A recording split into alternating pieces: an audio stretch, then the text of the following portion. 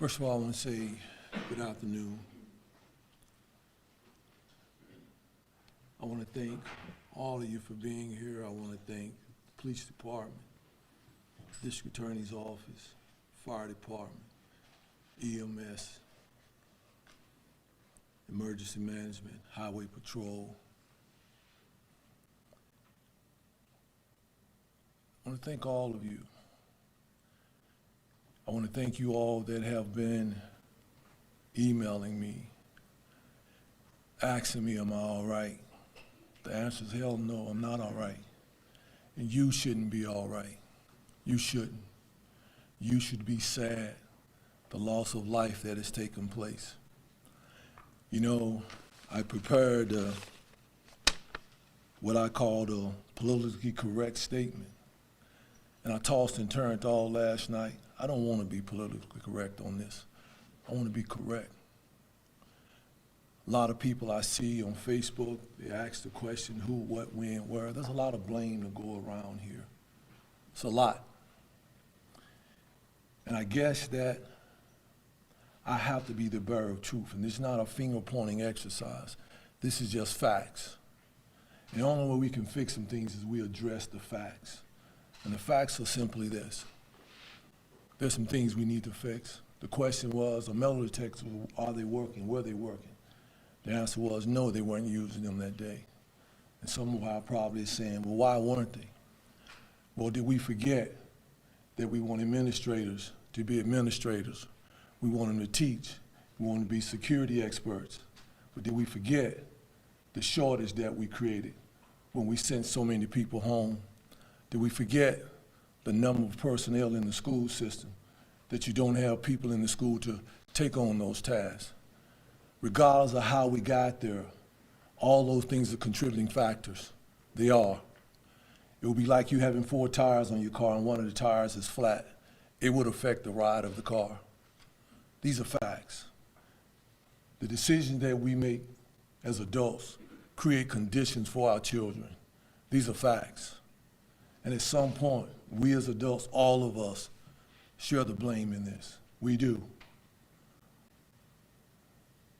I can't tell you that you have the responsibility of raising somebody else's kids.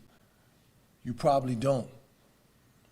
But as a community, if you want a thriving community, a progressive community, it starts with a safe community. And even though it may not be your responsibility, we all have a role to play in this community. If it's nothing but volunteering at those schools, being a hall monitor, being a bathroom monitor, you can't expect success if you ain't willing to put the work in it. Success has an invoice attached to it. And somebody got to pay the invoice. And death has a voice. Let me tell you about that voice.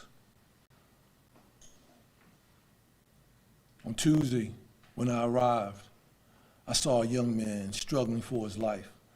I saw a young man crying and wailing at what he had done. I saw staff and administrators crying. I saw students crying. And what I would tell you is that, and I was looking at you all because I can't thank you and the school system for your support, and even Chick-fil-A for providing the meals. But we have perfected responding to critical incidents like this. I can take you all the way back to 21 at Mount Tabor, take you to Reynolds, I can take you to a few other schools. This ain't something I want to perfect. Never did I ever want to perfect this. But let me tell you what I witnessed on Tuesday. Let me tell you about my Tuesday. Let me tell you why I'm not all right and why you shouldn't be all right. Because when we had to notify the grandmother, Miss Porch, when she came there, she sat there and I talked with her. I saw the emotions, I saw the reaction, I saw her fall on the floor and cry. I saw her daughter fall on the floor and cry. Myself and Chief Penn walked out of the room with tears in our eyes. But here's what I saw that I'll never forget. When we came back in the room to check on her, she looked up at me and she said, Kimbrough, how is the little boy doing? How is his family doing? I said, he sustained some wounds, but he's gonna be all right, but mentally he'll never forget it. She said, Kimbrough, can we just pray for him and his family? At her lowest moment, She wanted to pray for him. That's the love that's missing from this community. We've got to do better. We got to talk to our kids and tell them this ain't World Star with 11 or 12 people go in the bathroom and watch and wait and video to someone's death. It may not be a criminal offense, but to me it's a moral offense. And we as a community, we're better than this. And it's not a finger-pointing exercise, but you want answers, I'm gonna give you the answers. Now what you do with them is on you. We're playing games with our children. Every decision that we make as an adults affect young children. Those are facts, undisputable facts. You've heard me say it before, you can't make potato salad without potatoes. It could be something else, but it damn sure ain't potato salad. If you want success, we got to get serious about putting people in place and putting what is needed.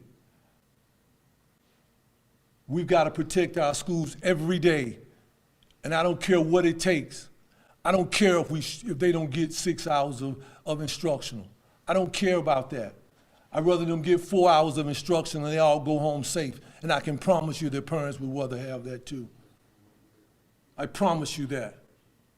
I got back to my office, and I was sitting in there having a debriefing with my team, and they'll tell you, the phone rang. I was getting so many calls that I answered anybody that called. I was just answering, saying hello.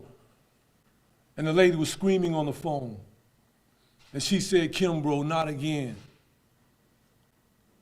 She was the mother that lost her child in 21. So no, I'm not all right. I'm not. And you shouldn't be either as a community. And here's what I'm going to say, and I'm going to get out of the way. We got to make some decisions here. And I'm talking to the parents and I'm talking to the young folk. Either we're going to be our brother's keepers or our brother's pallbearers. We're better than this. To watch something horrific like this and to resurface it, we're better than this. Law enforcement, we have perfected how to respond to this, but I can assure you none of us want to respond to this. What I would tell you is before I take my seat, I went back to Ms. Portia's house yesterday, and I sat with her. And I told her that the decision that was going to be made today, and if there was God in a woman, I saw it. Because she looked up at me and she said, Kimbrough, I'm all right. My church got me and God got me. That's love. That's what we need in this community. Regardless of whose fault it is, we in this together. Make no mistake about it. That's my message for the day.